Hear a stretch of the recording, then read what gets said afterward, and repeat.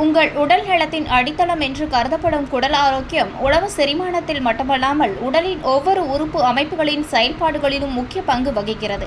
உணவை செரிமானம் செய்து அதிலிருந்து அவசியமான ஊட்டச்சத்துக்களை உறிஞ்சுவதன் மூலம் முழு உடலையும் ஊக்குவிக்கிறது. எனவே இன்றைய மருத்துவ உலகில் குடல் ஆரோக்கியத்தின் முக்கியத்துவம் அதிகரித்து வருகிறது. உங்கள் குடல் ஆரோக்கியத்தை அளிக்கும் 5 உணவுகளை பற்றி இந்த பதிவில் காண்போம். சாக்லேட்கள், குக்கீஸ்கள் மற்றும் கேக்குகள் பெரும்பாலான மக்களின் விருப்பமான தின்பண்டங்கள். ஆனால் அதிக அளவில் சர்க்கரை உண்ணுதல் நல்ல குடல் பாக்டீரியாக்களை அழித்து உடலில் அழற்சியை உண்டாக்கி பெரிய ஆரோக்கிய பிரச்சனைகளுக்கு வழிவகுக்கிறது.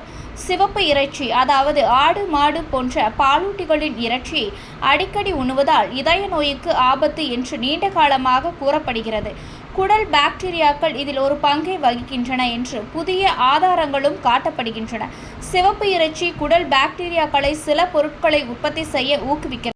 அவை இதய நோய்க்கான ஆபத்தை அதிகரிக்கிறது. இது பலருக்கும் ஆச்சரியமான விஷயம் அல்ல, ஏனெனில் பொரித்த உணவுகள் ஏற்கனவே பலரின் தவிர்க்கப்பட வேண்டிய உணவுகளின் பட்டியலில் உள்ளன.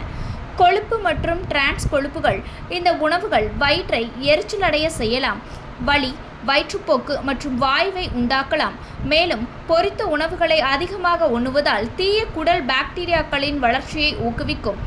வெள்ளை மாவு, வெள்ளை ரொட்டி, பாஸ்தா மற்றும் பேஸ்ட்ரிகள் ஆகியவை சுத்திகரிக்கப்பட்ட கார்போஹைட்ரேட்டுகளின் சில உதாரணங்கள்.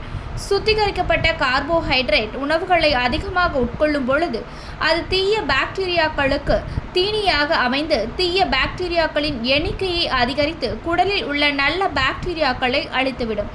தானியங்கள், பருப்புகள் மற்றும் காய்கறிகள் போன்ற முழு கார்போஹைட்ரேட்கள் அவற்றை மாற்றுவது உங்கள் குடலை மகிழ்ச்சியளிக்கும்.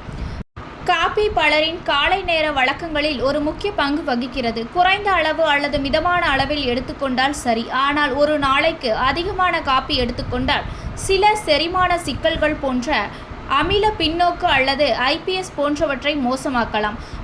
உங்கள் காஃபியில் அதிகளவு சர்க்கரையை சேர்த்தல் நல்ல குடல் பாக்டீரியாக்களின் செயல்பாட்டை குறைக்கும். எனவே இதுபோன்ற உணவுகளை தவிர்த்து நலமுடன் வாழலாம். இதுபோன்ற பயனுள்ள தகவல்களை தெரிந்து கொள்ள எப்போதும் ஹெல்த் டுடேவுடன் இணைந்திருங்கள்.